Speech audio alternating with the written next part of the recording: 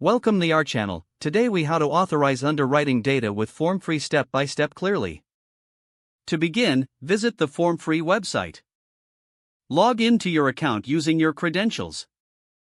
Once logged in, navigate to the dashboard. Locate the underwriting section on the main menu. Select Authorize Data.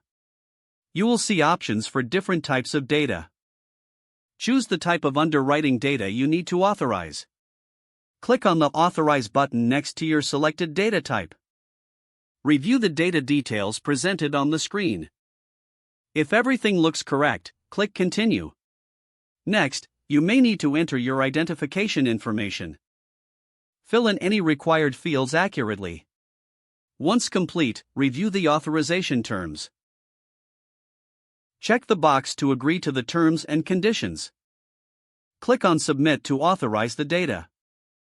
A confirmation message will appear upon successful authorization. If you encounter any errors, double-check your information.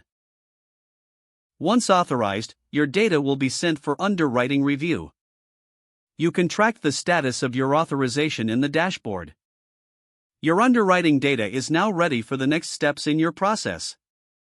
If the page does not load, refresh the browser or try again in a private or incognito window. Make sure you are using the correct email address, then retype it carefully to avoid small typos. If your password is not accepted, use the reset option and create a new strong password you can remember. Check your spam folder for verification or security emails, then complete any requested confirmation steps. Enable two-factor authentication if available to improve account security and reduce unauthorized access risk. After signing in, review your profile details so your contact information and settings are accurate and current.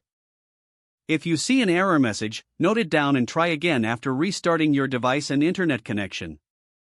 Log out when you finish, especially on shared devices, to keep your account and payment information secure. If the page does not load, refresh the browser or try again in a private or incognito window. Make sure you are using the correct email address, then retype it carefully to avoid small typos. Don't forget to like this video and subscribe to our channel for more step-by-step tech guides.